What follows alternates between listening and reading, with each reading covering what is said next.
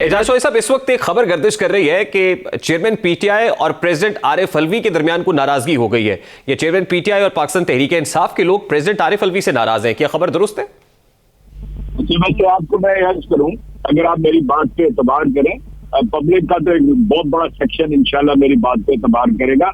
बेहतरीन ताल्लुकात है और गुज़श्ता मीटिंग के अंदर यानी बाकायदा चेयरमैन इमरान खान ने अलवी साहब का जो भी गुज़श्ता अरसे के अंदर कंडक्ट रहा है, उनकी लीडरशिप क्वालिटी रही है, हैसियत सदर और supreme commander of arm forces जो उन्होंने बातचीत की है, नहीं तो उसे उन्होंने पसंद किया, न सिर्फ पसंद किया बल्कि उसकी शाबाश और उसकी उन्हें मुबारकबाद भी दी।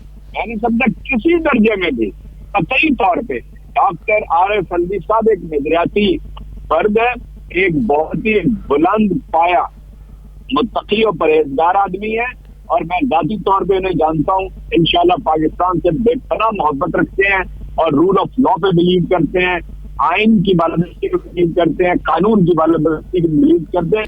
इसमें किसी तरह की कोई रखना नहीं है।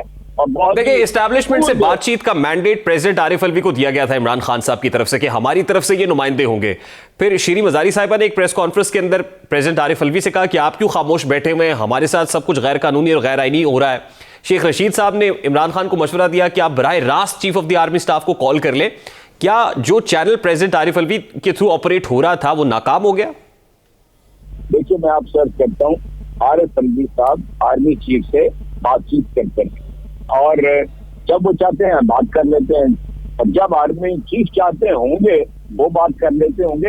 ये तो कोई एजेंडे की बात नहीं है, लेकिन असल पॉइंट की तरफ आप आइए।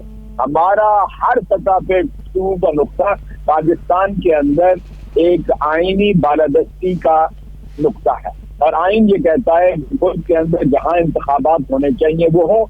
आपको याद होगा ये सारी पीडीएम जो थी वो इमरान खान को सिलेक्टेड वज़ीर आज़म कहती थी इंतखाब ही ठीक नहीं हुआ, तो हमने कहा आप हुकूमत में आ गए हैं तो आप इंतखाब करा दीजिए। इंतखाब से भाग गए, 10 महीने हो गए और हर जिम्मी इंतखाब के अंदर बदतरीन शिकस्त का ही है। मैं आपसे ये अर्ज करूं, जो 16 अक्टूबर का इंतखाब था वो तो आई ओपनर था। एक शख्स 8 हल्कों से इलेक्शन लड़ता है, लोगों को मालूम है कि ना उसने पार्लियामेंट जाना है ना उसने हल्क जाना है, सिर्फ उसके बयानिए को लोगों ने ऑन करने के लिए वोट दिया और पीडीएम की सारी जमातें जमा हो गई थी एक जगह।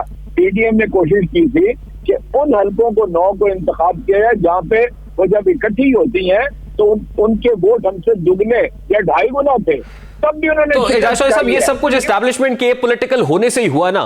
मतलब आपको इस बात का यकीन है कि एस्टैब्लिशमेंट ये पॉलिटिकल है? और अगर ये पॉलिटिकल है तो जुल्फिकार बुखारी साहब ने कहा कि जी पहले इंतखाबात कराएं उसके बाद ये पॉलिटिकल हो जाए। असद उमर साहब ने कहा कि आपको इंटरवीन करना पड़ेगा। तो क्या आप एस्टैब्लिशमेंट को दावत दे रहे हैं कि आए और इंटरवेंशन करें?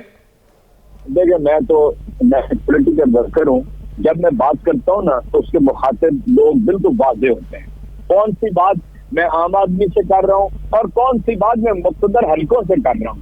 क्या हम इस बात को यानी नहीं जानते कि मुख्तदर हल्कों की इंटरफेरेंस पाकिस्तान के अंदर इन 1947 से लेकर आज तक है?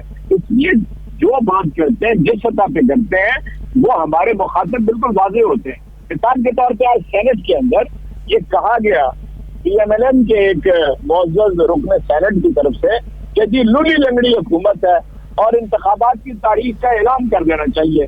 मैं जवाब में खड़ा हुआ, मैंने कहा जी मैं उनकी इस बात की कदर करता हूँ, मैं अपनी पार्टी को तैयार करता हूँ कि वो 2 निकात के ऊपर आ जाए, मिलकर बैठ कर लें। नंबर 1, दहशतगर्दी के ऊपर क्या यानी लाए अमल बनाना चाहिए। नंबर 2, इंतखाबात की तारीख कब तय करें। दोनों नुक्ते बैक वक्त उसके ऊपर गुफ्तगू कर लेते हैं। यानी मैंने खुद तजवीज दी, उसके बाद फिर तो क्या इमरान खान साहब इसके लिए तैयार होंगे?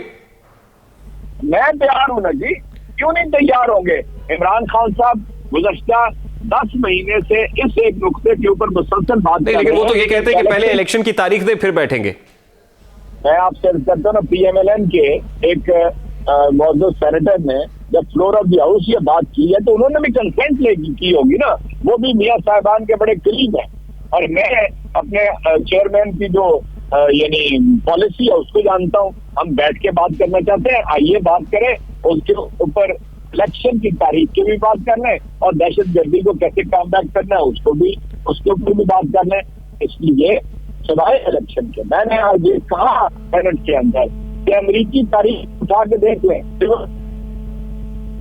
ईरान की तारीख को देखते हैं, यानी पूरी पार्लियामेंट को एक धमाके में उड़ा दिया था। इसके बाद फिर ठीक, यानी आप ये कह रहे हैं कि इमरान खान गैर मशरूत मुज़ाकरात पर आमादा हो जाएंगे, अगर नहीं है तो आप उन्हें कर लेंगे, ये कह रहे हैं आप?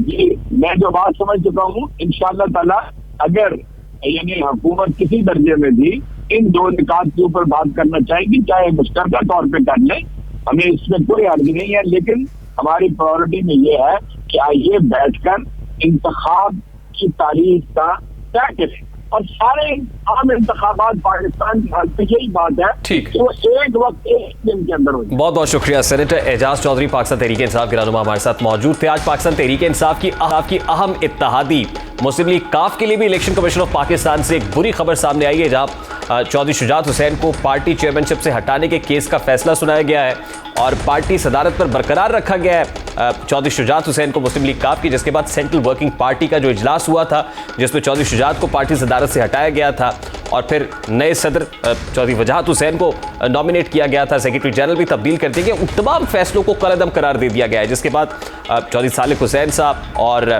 तारिक बशीर चीमा समेत जो आपकी क़यादत है, आज उन्होंने इस डिसीजन को खासा सेलिब्रेट किया है। इलेक्शन कमीशन ऑफ पाकिस्तान के बाहर मिठाइयाँ तकसीम की गई हैं और ये बड़ा खुशाइद फैसला करार दिया गया है मुस्लिम लीग काफ की जानिब से, जिसके मुताबिक चौधरी शुजात हुसैन ही पार्टी के सदर होंगे। लेकिन इसके बाद बहुत सारे सवालात उठते हैं और वो सवालात उठते हैं चौधरी परवेज़ इलाही और मुनिस इलाही की पॉलिटिक्स के ऊपर।